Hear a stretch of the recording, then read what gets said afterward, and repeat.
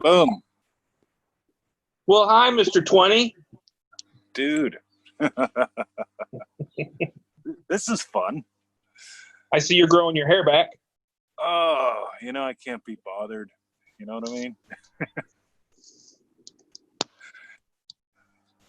Let's see. I'm enjoying it, though. It's funny because if you would have told me a year ago I'd be voluntarily growing my hair back, I'd say that's interesting. But I'm actually enjoying it. So, yeah. New fun stuff. How about you? What about me? What about you? Totally up to you. I just having a really good evening. Wow. Got my dog on my lap, talking to Mr. 20. Nice. Just started a mastermind with a couple other people. Nice. That I met through through you actually. So nice. I used to have a did little course on session before we started. So all right. So what are you imagining up? I'm imagining that this call gave to both of us, and it was a really good call. So nice.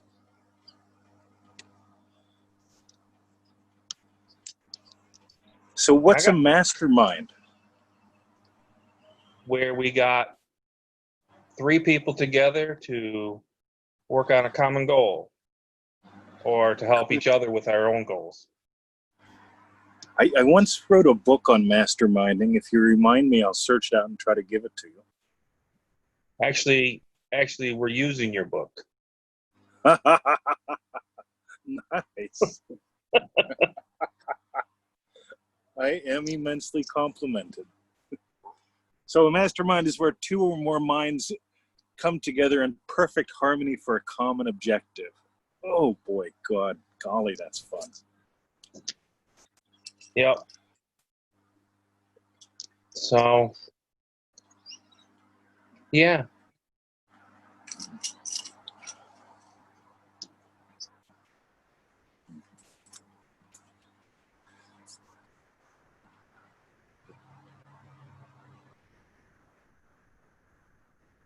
I love every call that I do, whether it's like a paid call or a call like this, which for anybody listening is a bonus that we give away to a couple of the Triple D members. They're all different. Yeah. And I so love when a call takes on its own. They always take on their own life, their own personality, their own thing. But God, I love when it shows up without resistance. And I don't get that you have any resistance to the call doing what the call does. No, I don't. I'm gonna switch over here for a minute. I'm having a hard time hearing you. Uh-oh. Put my earbuds in. Just a second. Sure.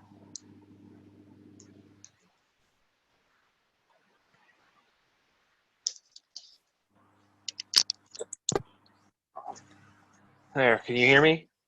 Yes, sir. All right. Now I can hear you a little better. Ooh.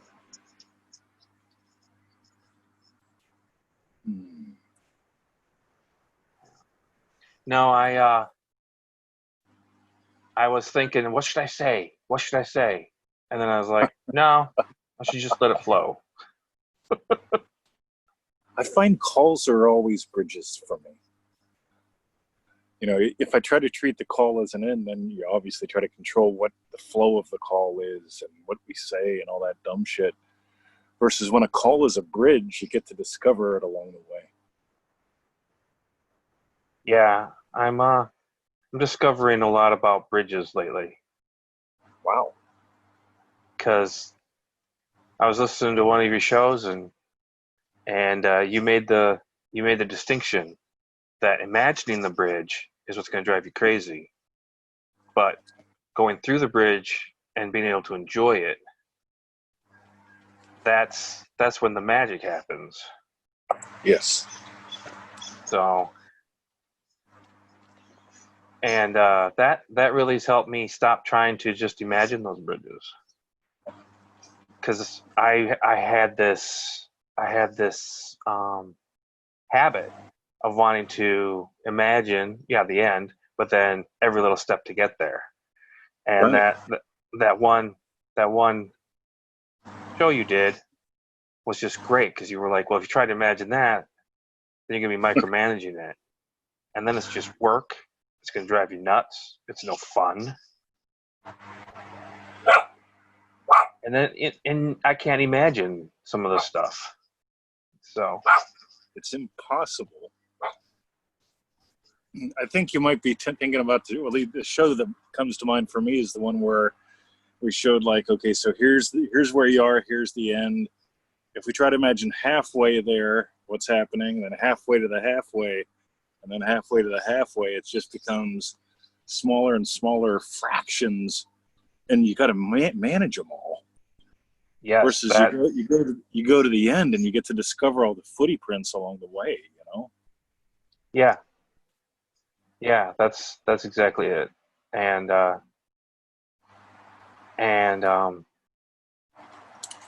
fog, man, I love that analogy. That hit me so hard because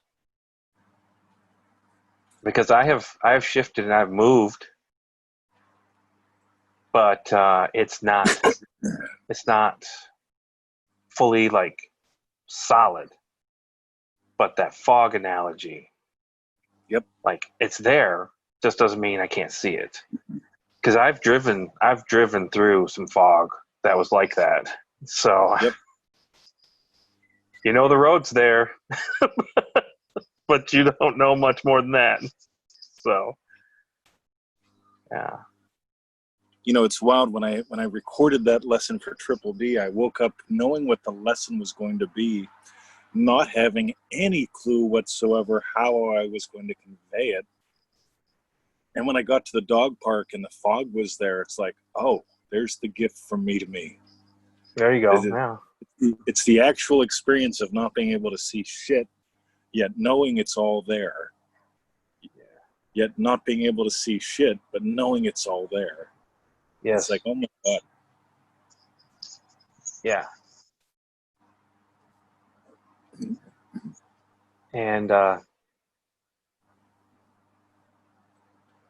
And getting rid of the bullshit. That has been amazing for me because I was like, I'm a very obsessive about things. When I decide to do something, I get very obsessive about, okay, I'm going to follow this. I'll do it just like they say. And it works great for the job I have right now because it's repetitive and I got to do exactly these steps. But I was listening to some batshit crazy stuff. And like you pointed out, it's sporadic in how it works. I mean, and I didn't even know it was batshit crazy until I got rid of it. So Do you know Triple D Tommy? Was he in your group or was he in the other one? The one right before you? don't recognize Tommy. So I don't think so. If you want, I can make an intro. He's exploring some stuff dealing with this right now. We had a little chat this morning, a real quick one from the dog park, oddly enough. And I bet you guys could probably have a good little sit down together. Yeah, I'd appreciate that because I don't really like to talk about it too much in any of the groups because I don't want to distract from from doing the real stuff, sticking to the tools and everything. Right. Because why distract? But but yeah, getting rid of that and just focusing on what works. I mean, like today I had the beginning of a toothache. I had some teeth worked on yesterday, and the tooth on the bottom that wasn't worked on, the dentist told me is dying. And so it started having a little toothache today, and I thought, oh God, I'm gonna have to cancel with TT because I'm gonna blow. And I was like, no, wait a minute. So I stopped that, and I just imagined taking a sip of coffee with my teeth perfect. And then And, I and forgot. Go ahead. and this is exactly what Tommy and I were talking about this morning. Really? And, That kind of stuff? so you guys definitely got to hook up. Remind me, and I'll connect you guys because I won't All right. remember. But so, All right. and the other odd, funny thing is, did you get today's 2-to-1 email? Did you read that yet? I got it, but I read the mustard seed one Okay. today. Well, today's one was about Neville going to the dentist.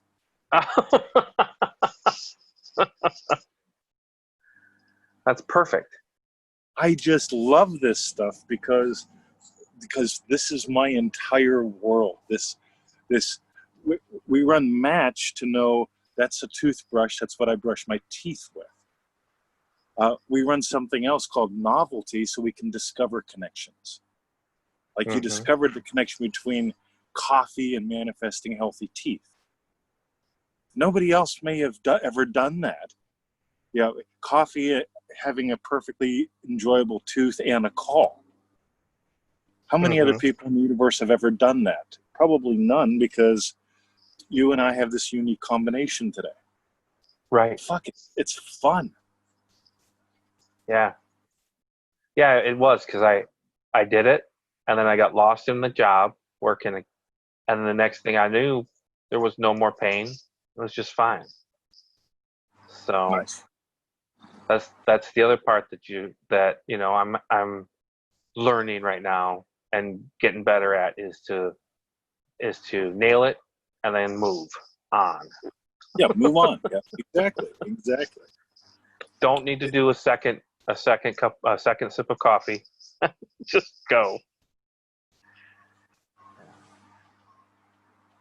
I find the people that put one bun in the oven, and it's like, I'm going to wait till this one bun gets here, and then I'll manifest up another. It's like, wow, wouldn't it imply that you're having wins all the time if you're able to put new buns in the oven all the time?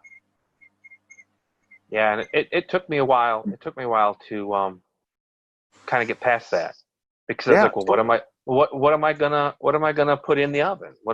That was my question, and then I realized, just little things, everything. Why not? Taking the dog for a walk and her not going ballistic at other dogs. I can put that in the oven. Yes. And it works. It works so well. All kinds of little things. And I've gotten to the point where I've started to do it for just about everything. And when I catch myself that I haven't been, I'm just like, oh, okay, well, I guess I will now. I love that you're dropping little things and going with everything. Because when we go for big versus little, then we have to make ourselves little or big. But whenever we go for everythings or daily things or endless, then we discover that we are endless. We are right now. We are every. We give life to everything. Yeah. Yeah, and I'm discovering that it's by doing it that I get to learn this and experience it. Because I would also try to do like the meta thing, like I am able to do this kind of thing, where I try to do a session for that. Well, I guess you can, and that's good, but that doesn't give you the experience. So you don't really know. And so I've been able to do more just by experiencing it and learn more and know more, which then leads me to doing more.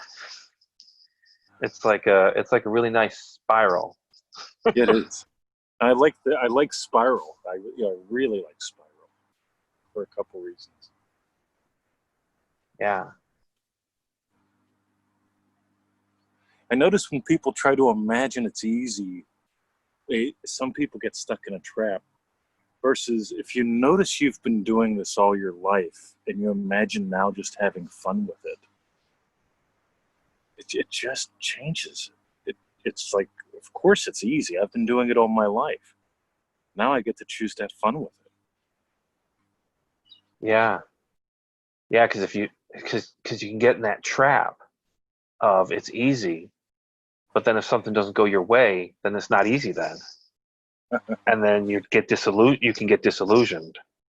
So that's you if you try too hard to make it too easy, then you're just it's a weird almost paradox, because you're like, I'm making it easy, but you're really not, because you're not making it easy on yourself, because you're setting yourself up. But I know. but if you just kind of let it flow, like you said, and you just kind of realize, Yeah. yeah. Nice. I notice all. Go ahead. Go ahead. I notice all No. the time when Victoria and I, we play backgammon every night, and I have fun even when I lose. That no matter what, I mean, the game's never hard, but it's always fun. Mm-hmm. And winning or losing, my imaginal thing isn't to win every game. My imaginal thing is to have fun. Last night I won all 3 games. I was like insufferable. Yeah. Yeah, when I get together with my parents, my siblings, we like to play card games and stuff, and my dad is all about winning. He likes the rules. You're gonna stick to the rules, and then he's out for the win. But I like to play and have the joking and the fun times with my family. Yes. So, and then if I do win, then that's fun. That's nice. Yeah, But, that's the gravy. The meat is the fun. yeah. Yeah. I also noticed that the way that I see the world is different now, because Wow. I've heard for years your mindset, well, power of the mind, and I really got, for a while, I was the guy going for all those answers. Yep. I want all the answers. I even had a list of books, batshit crazy books I know now, but if I read all these, I'll get the answers. I'll know. It'll get my mind right. But I see the world, and it's different now. It's not really mindset. It's how people imagine their circumstances are. Like, coworkers will be like, "Oh, this always happens to me," and I know, well, that's what you imagine is your luck. And so I see the world differently now from all these experiences I've been having since November. So was November when you started Manifesting Mastery? Yeah. All right, I thought so. Yeah, it's funny because I was following this other teacher, and I was reading your posts on Facebook through the Neville Goddard website. And I would read your stuff, and I'd be like, this guy, he's got something here, but I'm not sure. But this other one was going crazy. I mean, just way off in left field, I started to realize. And then I listened to one of your podcasts in November, and I was like, wow, this guy cuts right to it. He's not fooling around. He's not theorizing. Cuts right to it. And so that was like, I don't know, Sunday or a Monday, and I got paid on Wednesday, and I bought Manifesting Mastery. Wow. And then I just went and did it, because I was like, this guy knows something. It's interesting. Go ahead. And then, I don't know, by like week 4, I was like, all right, I'm done with this other guy. I'm not listening to this guy anymore. So then and then just before Triple D, I cleaned out my Facebook and my YouTube, got rid of all that batshit crazy stuff that I had, like subscriptions I had, everything, just done with it.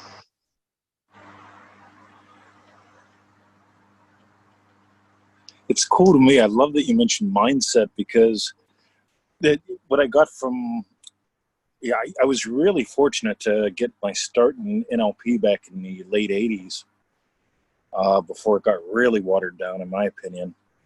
And also have the Native American wisdom teachings, because they both come from perspective. You know, we put jumping mouse in triple D because an eagle obviously sees the world differently than a mouse. You know, it's and the old Native American stories were nothing more to get you to experience the world from raccoon or eagle or a mouse, so that you could explore. Oh yeah, I'm a mouse. I touch everything. I'm innocent and trusting. Occasionally, I get hurt and pissed off. Or I'm an eagle. The eagle's quote unquote problem is they tend to be distant. They're way high up in the air and they tend to be distant. So they've got to come down to earth once in a while. So, like, having all these different perspectives, these experiences that change how you perceive the world, that's where your mindset comes from. So when I need to be eagle, I can take that faraway view and go, right, you know, an alliance with this person doesn't fit my long range. It might be fun and cuddly, mouse, but it doesn't fit my eagle. Or, you know, my buffalo and your buffalo, oh, we work well together. So let's take our buffaloes and see what we can do. But if my wisdom and your wisdom clash, it's like, fuck, it's going to be two buffaloes bashing heads, and that ain't going to be fun. You know, and it's not going to nourish anything. You know, the bear is about nourishing. And it's like, when you have these ways to notice, and you notice how your notice is changing, it's like, God, you can't help but become the author you've chosen to be, because how you see the world, how you experience writing, it's different. Even your emails to me compared to, you know, 6 months ago, they're different. They've always been lovely and open, but you're different. And it's like, oh my God, this is a treat. Thank you. I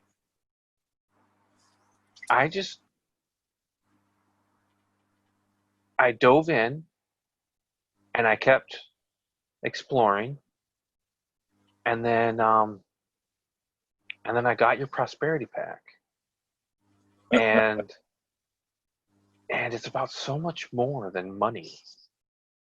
Yes. That's what I'm finding out. When you talk about money, it's not just about money. It's about so much more.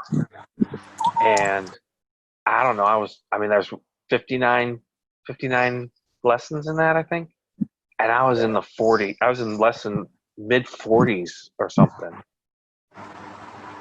And I shifted. I was like, Yes. that's what I want. I want to be an author. And that's when I decided to get triple D, because I didn't know what I wanted at that point. Until then, I just know I didn't want I knew I did not want what I had. And it's been a lot of fun writing now, because I've discovered that state, best-selling author, and then someone in the group, and I can't remember who, it was one of the ladies, said global, and I was like, yes. So I added that, and I was talking to Grant via Messenger, and I told him this, and he was like, wow, you just shifted just like that, you moved? And I was like, yeah, I guess so, because I didn't even think about it that way. It's just what I did. Yes. And now I've since December, I've been playing with 3 main states. I stole that from you, and it was loving husband, loving puppy dad, and loving father, and those have changed my life really, really in nice ways. And then when I do sit down to write, I get into that state and I start typing, and things just come out. I was given some great advice by Joe, and she told me, do this and this for your story, and I did it. But for this story I'm working on right now, the second one in my trilogy, yeah, the first 2 or 3 chapters were what I had planned out, but everything else has kind of just gone a different way. And Nice. I'm okay with that. I'm okay with that because it's just kind of I get into that state and it just happens. It just does its thing, and it's really really cool. It's if you're not discovering it along the way, they're not discovering it along the way. That's very true. I find with teaching, I always have an endpoint in mind. But what happens is how we get there is always an adventure for me because I have no idea how we're going to get there. There'll be a framework like studs when you're building a house, but there won't be the plasterboard, the paneling or whatever. We get to discover that along the way. And then at the end, there's always a twist. And it's like, oh, wow, I didn't get the twist at first. I got the twist now. But that whole thing of discovering what you're going to say, what you're going to write, they get to discover what you're going to say, what you're going to write, and you never will be boring. Yeah, yeah, I get that. Oh my God. Yeah, it's great. And like being a loving husband, there are some nights where I just hang out with Melissa, and that's okay. I could be like, well, I could write. I could take this time to write. But Ah, loving husband just spends time with his wife, and that's because we have opposite um, work schedules. Like right now, she's at work. She'll be at work overnight right now, and ah, so on the evenings that I do have with her, I spend with her, and I don't right. feel guilty about it. And then I started getting up half an hour early so I could type for at Nice. least 15 minutes. Nice. And I just get into that mode. And when I do that, my at least my entire morning is just so energized. I feel better. My mood is better. I've got more energy. It's pretty cool.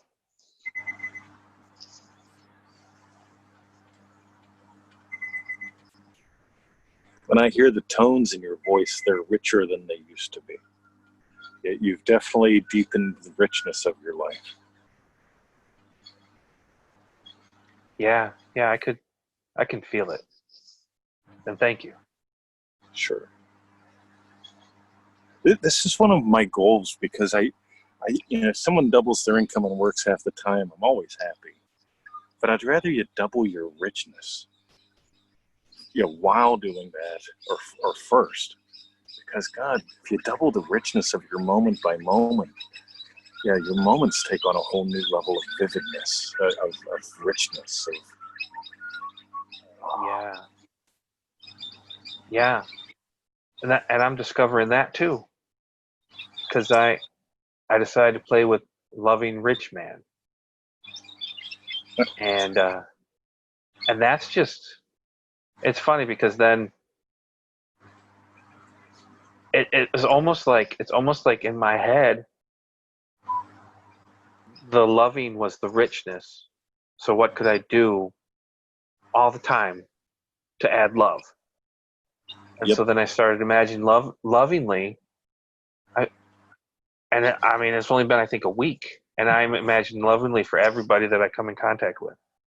And wow, it's not it doesn't have to, and I've also discovered it doesn't have to be long drawn out huge vivid imaginative scenes. Like every car I pass, I just imagine their car door opening, the driver's side opening, because that implies they're parked and they're where they need to be safely. And it's just an impression. It doesn't even really have to be, but I can still feel that's.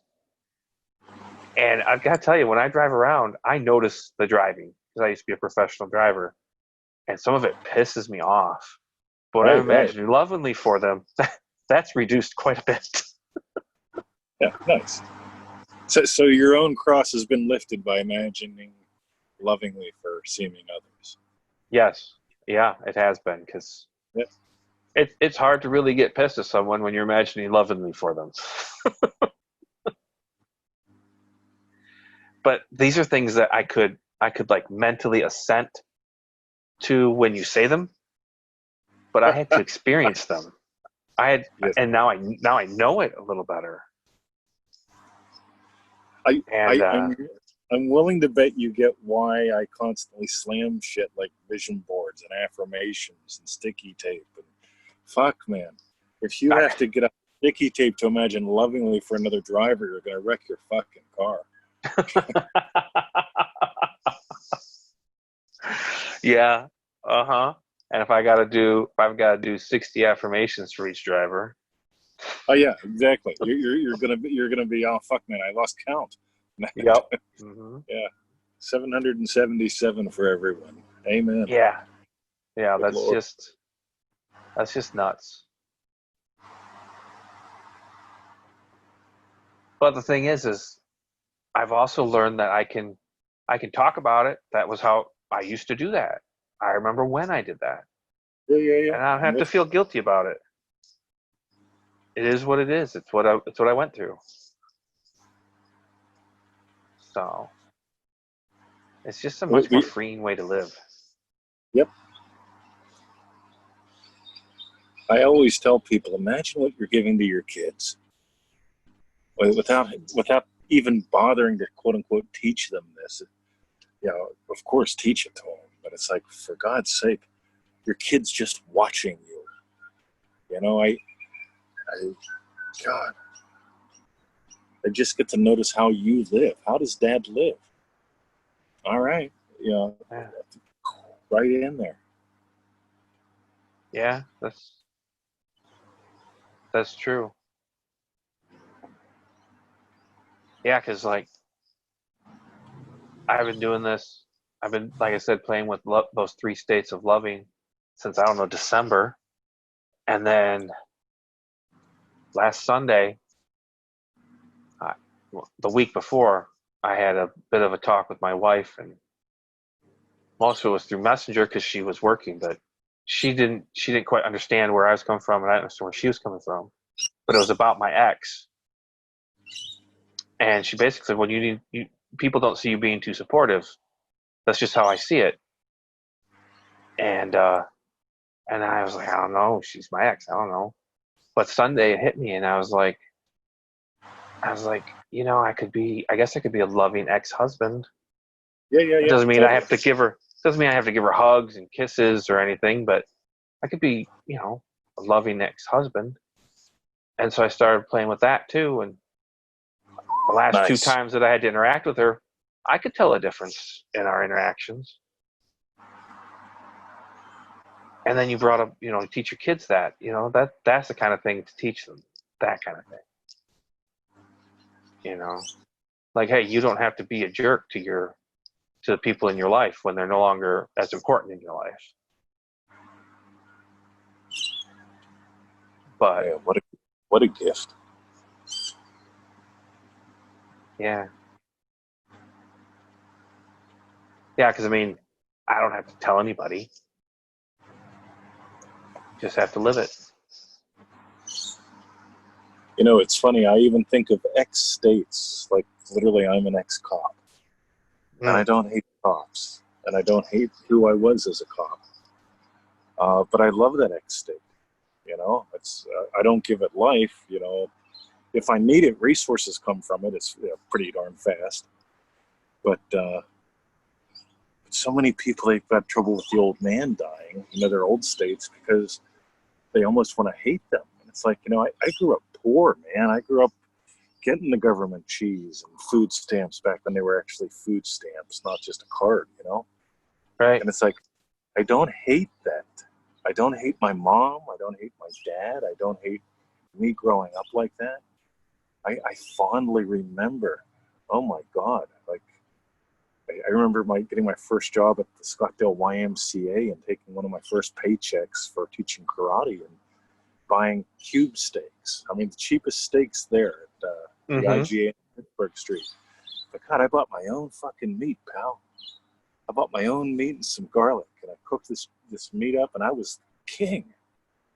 It's being able to fondly remember being poor doesn't make me poor again. It just it gives, because it's like, all right, I grew up this way.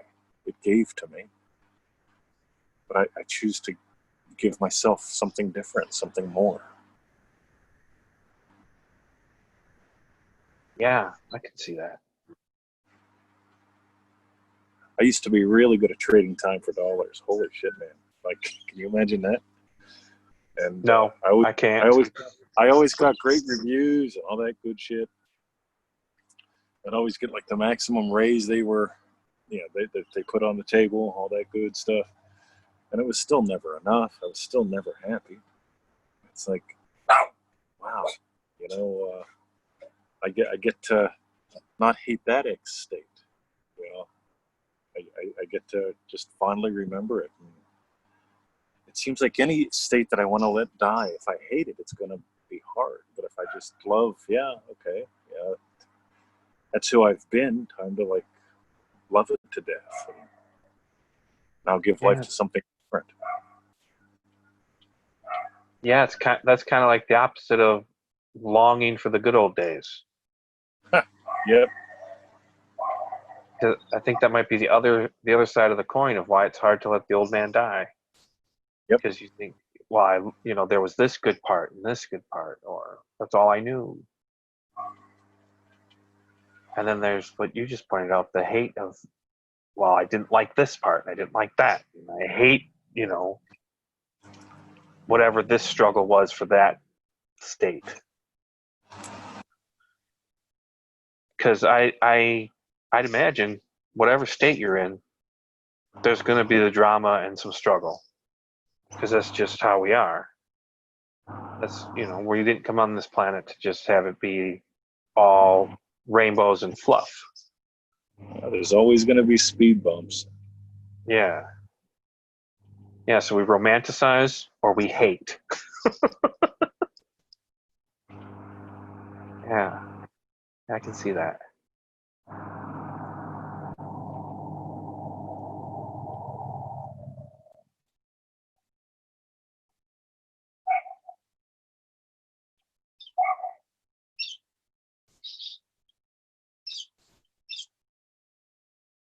The other thing I've discovered is just how powerful my imaginings really are.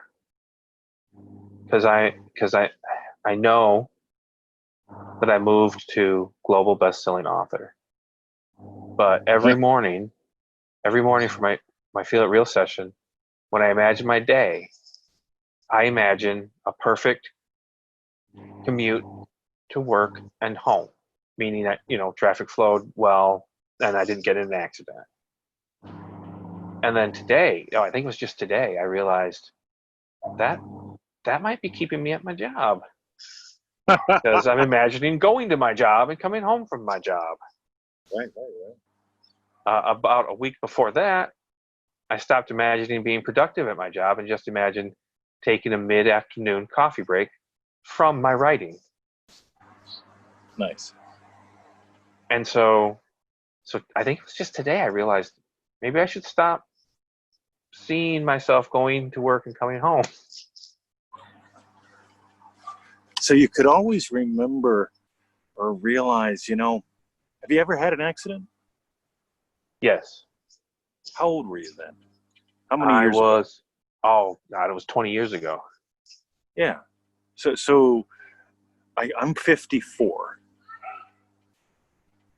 And I think the last time I got a ticket,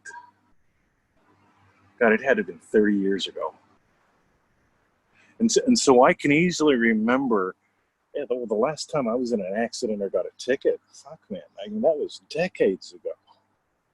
There's my imaginal act.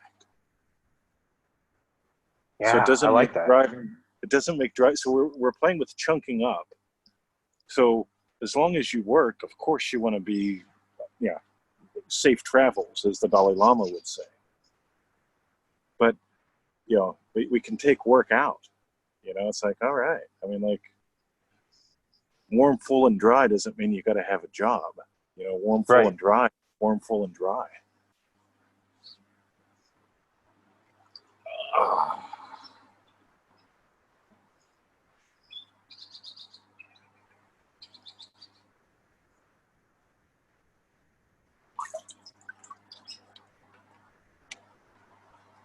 it's fun noticing what you're really giving life to.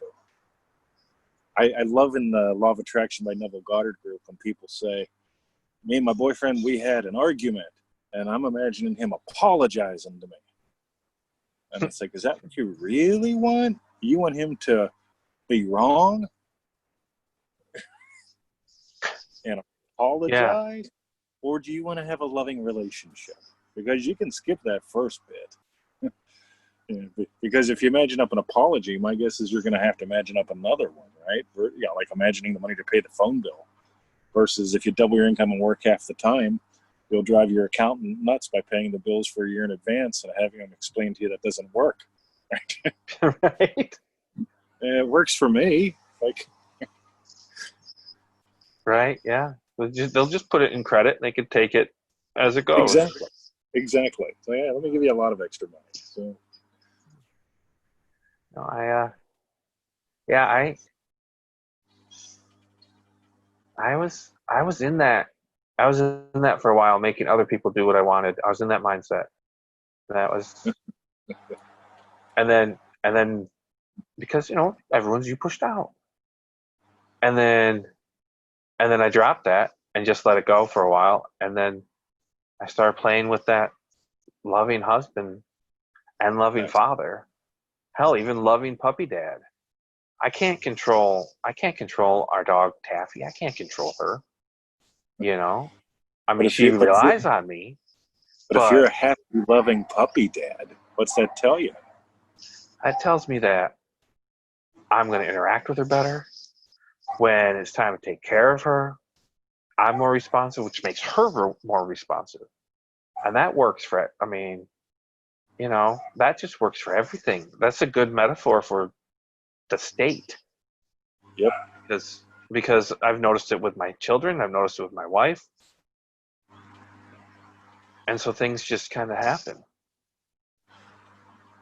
I think with men, there's a word that shows up, especially once we start hitting 40s and 50s, and it's resigned. Mm. Do I want to be a resigned, loving husband or a happy, loving husband? Resigned. Do I want to be a resigned puppy dad? A resigned, loving puppy dad? Well, that's just the way they fucking are, right? Right. Versus, I'd rather be a happy puppy dad, happy, loving puppy dad, happy, loving, husband, happy, loving teacher, resigned, fudge man. But God, it's what weaves into, and again, I don't know how it fits with women because I've got a Willie this time.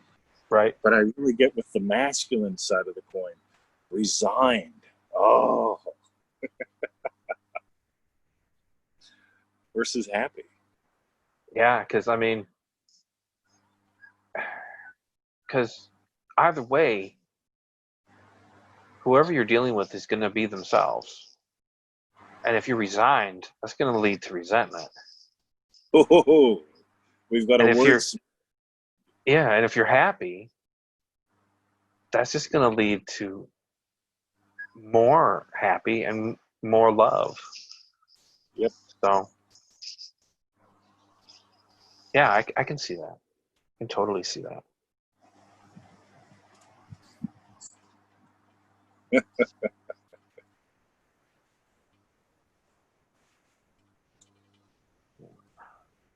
Tell me about your internal world. What's it like? My internal world? What do you mean by that? When you go inside, what do you experience? When I go inside, I used to experience a lot of, if not waves, then definitely ripples, and a lot of chaotic noise. Now there's less of that, and I've learned pretty recently actually how to be silent. And when I go to be silent, I also see. It's hard to describe, but I see this brown rod that when I further looked upon it was like a branch, but just that.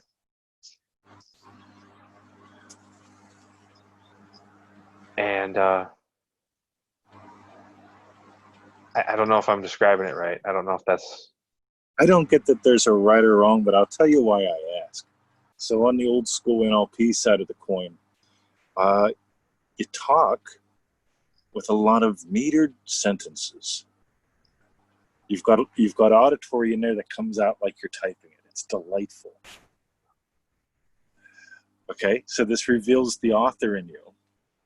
But I also have noticed in this call, let me see how we've been going for 45 minutes. And I noticed that we've barely looked at each other. It's I find as I listen to you and as we talk, I'm just experiencing internal, there's a visual component that is, it's not like I'm looking at a painting or a picture, but it's just a pleasant, silent visual. And where you breathe from also confirms that, because you're breathing relatively high in the lungs. You're not breathing rapid like an anxiety attack or anything.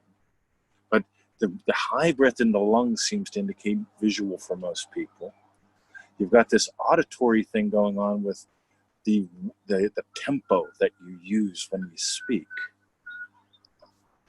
And there's the richness of your tonality that reveals your kinesthetic, which really, really has, if you go from the first Triple D call to now and listen to your voice then versus now, you enjoy the differences because you've got more depth. So visual, auditory, and kinesthetic are all showing up in a very lovely way that doesn't contribute to your chaos, but it contributes to your expression. Wow. Nice. Thank you. A lot of people have visual, auditory, and kinesthetic at war with each other somehow, or they really have to use one to set up the other to stay safe. And it's not fun. I don't imagine so. I imagine not so. I just decided anytime I was going to interact with you, I was going to be as honest as I could be and be as real as I could be. Whether it was an email or this or a post on the group, whichever group. I love that, because I think pretty much from day one, you know, if not all of your emails, most of them, you've told me feel free to share it, stick it out there, and I have. Yeah. Because one thing that I learned that I find valuable from my AA days was sometimes you don't know what in your story is going to help somebody else, because you would think it's something minor and doesn't matter. Yep. But who am I to know? So. And when you choose to be the blessing, it all blesses. Yeah. It's amazing how that works, because that's kind of counterintuitive also. Until it becomes intuitive anyway.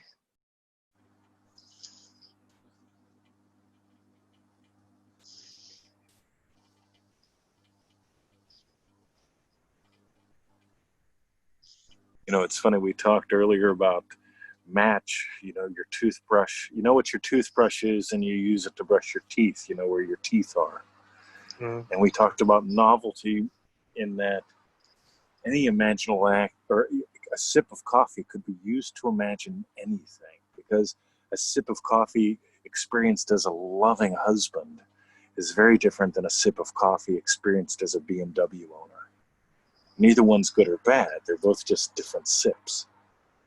And then there's, so those are 2 out of 4 things that we call comparison. Another one of the comparisons is polarity. And polarity is a multifaceted one. And with polarity, you ever notice when it's lovely outside and you say, Q, it's lovely outside, or you say to somebody, and they say, well, it's going to rain later. Okay. That's polarity, in a way to escape the moment. Polarity is a way to engage the moment, is noticing, right? Like so many writers groups say, write for 4 hours a day, no matter what. I'd say, God damn, that's just turning into a job. I'm not a fan of a job. I'm more into, I get up in the morning and I take a little supplement called liposomio glutathione. I just love the way it sounds. What is that? They call it the master antioxidant. Oh, okay. And I like it. It sounds nice. And I squirt 3 squirts in my mouth and let it sit there till it's gone. And that's part of my wake-up routine. And other parts of my wake-up routine include sending out the email and so on. All stuff that was first imagined. But it's like, whenever you have whenever you're morning, whenever you got 80% of the writers out there writing like it's a job versus you writing like it's a cup of coffee. Oh my God, that's yummy. Everybody wants coffee. Yeah, everybody wants that morning yummy, whatever their morning yummy is. And if you're writing from the state of, I always do 15 minutes of morning yummy. Yeah, that again gets infused into your writing.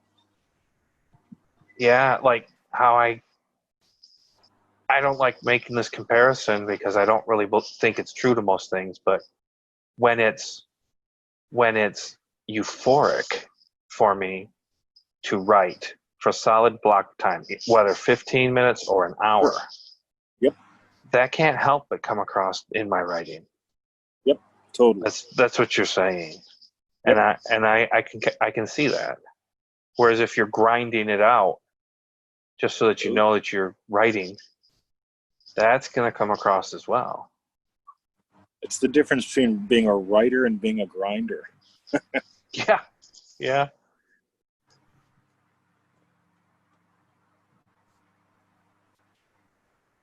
Yeah, that's,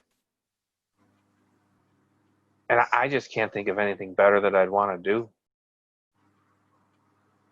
To me, that's the game. Like, God, as long as this is the best game in town, I'm going to play it. And for me, I can't imagine a better game. This is a game where I get to explore different every single day. A game where I get to touch people and be touched by them every single day. Oh my God. Yes. I imagine at the light, whenever I've had many incarnations. One of them was the Weird Obtuse NLP guru. And I was weird and I was obtuse. And it fits, but I got to grow beyond that. When I landed here and I started exploring, how do I want this incarnation to go? I decided to give life to a me and a business where I could say to anyone, fuck you, or I love you. Mm-hmm. And have it all come across with total sincerity. Being able to say, you know what? Vision boards are stupid. I love you, but vision boards are stupid. Don't do that. Or if someone's a dick with me, I get to go, you know what? You're being a dick. Of course, I'm letting you be a dick. Right? Let's be honest. Right? I've imagined a dick into my life. However, stop being a dick. Let's start there. And it's lovely because it's like, salt and pepper, man. And oregano, cilantro. A little bit of cayenne. Oh my God. There's another one. You like spicy food? Oh yeah. You got to look up my buddy Keith K.L. Chong. Him and his wife, they're paleo, and they put out this volcanic pepper stuff. I forget what they call it, but it's something like volcanic peppers. It is the most delightful hot pepper thing I've ever come across, and you'll remember it the next day. Oh, really? Oh, really? I can eat anything, And this stuff, mercy, it's good.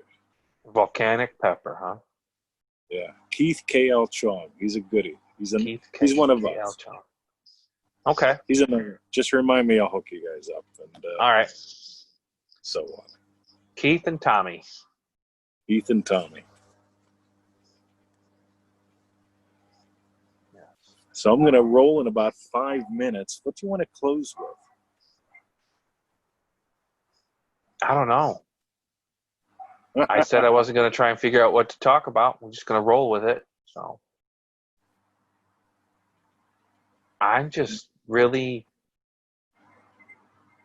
I'm really happy that that you're sharing your adventure with me, and that I've been able to have this. Because I mean, I was living a life without hope, and now I got a dream-driven day. Maybe we can call that resigned. Yeah, I was pretty resigned. I didn't see a way out. I didn't know what I was going to do.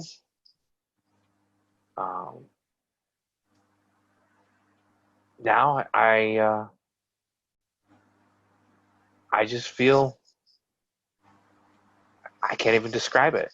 I feel so thankful and grateful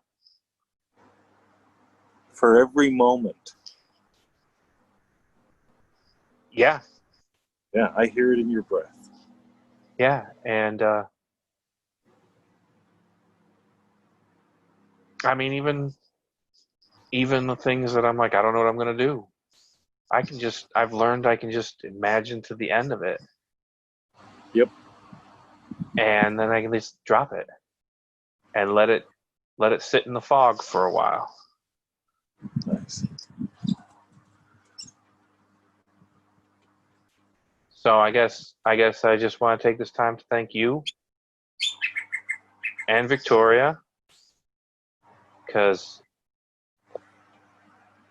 I get it that she's a big part of this. You betcha. You know, I get that. And so yeah, I just want to say that, I guess. I guess it's a good way to end it, to thank you for that. You know, it's interesting. Many moons ago, I discovered the eternal silence that we are. And with that comes profound peace with everything. And I noticed something was lacking in my life, and what was lacking was joy. I enjoyed things, but I didn't have this move, like we talk in Triple D about making waves.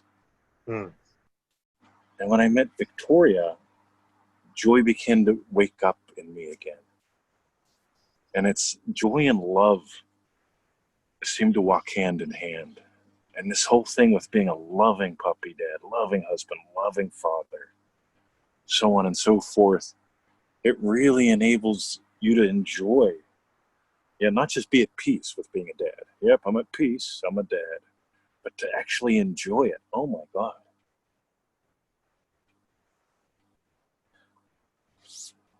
How delightful. Yes. So I want to thank you for diving in, because the adventures that we've had so far with MM and Triple D have just been a tremendous gift to me. And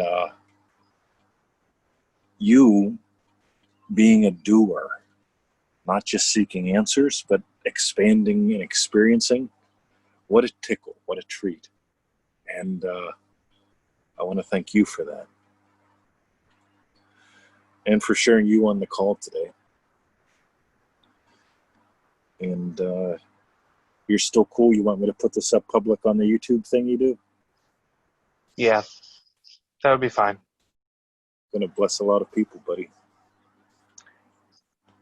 Yeah, let's do that then. Cool. Big love to you, Q. Love you too, 20.